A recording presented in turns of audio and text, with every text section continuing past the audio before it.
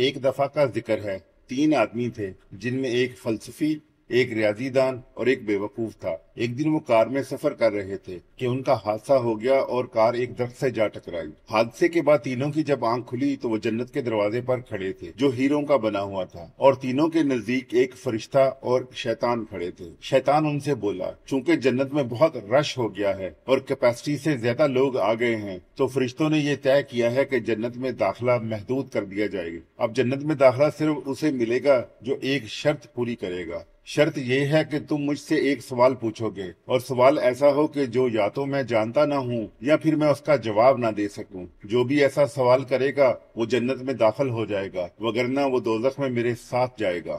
سب سے پہلے فلسفی آگے آیا اور سوال کیا، مجھے سقراط کی تعلیمات کا خلاصہ سناؤ۔ شیطان نے چٹکی بجائی اور کاغذوں کا ایک ڈھیر لگ گیا جو سقراط کی تعلیمات سے بھرے ہوئے تھے اور بہت عمدہ تحریر لکھی ہوئی تھی۔ فلسفی نے کچھ کاغذ پڑھے اور بولا، یہ تو سقراط کی تعلیمات پر بہت اعلیٰ تحریر ہے، سو فیصلہ یہ ہوا کہ فلسفی دوزخ میں جائے گا۔ شیطان نے چٹکی بجائی اور فلسفی غائب ہو گیا۔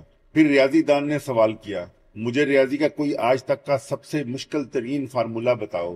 شیطان نے چٹکی بجائی اور کاغذوں کا انبار لگ گیا جس میں دنیا کا سب سے مشکل ریاضی کا فارمولہ لکھا تھا اور ساتھ میں اس کی تفصیلات بھی تھی۔ ریاضی دان نے اسے پڑھا اور ہچکچاتے ہوئے مان لیا کہ وہ دنیا کا سب سے مشکل فارمولہ ہے۔ شیطان نے چٹکی بجائی اور بولا، پھر جہنم میں جاؤ۔ ریاضی دان غائب ہو گیا۔ پھر اس بیوقوف کی باری آئی۔ وہ آگے بڑھا اور بولا، مجھے ایک کرسی لا کر دو۔ شیطان نے ایک کرسی حاضر کر دی۔ اس کرسی میں 7 سوراخ کر دو۔ شیطان نے کرسی میں 7 سوراخ کر دیے۔ بیوقوف اس کرسی پر بیٹھا اور زور سے پاد مارا اور پوچھا کہ کون سے سوراخ سے میرا پاد باہر نکلا ہے۔ شیطان نے کرسی کا جائزہ لیا اور بولا، تیسرے سوراخ سے پاد باہر نکلا ہے۔ بیوقوف بولا، غلط، یہ میری ایس ہول سے نکلا ہے، اور پھر وہ بیوقوف جنت میں داخل ہو گیا۔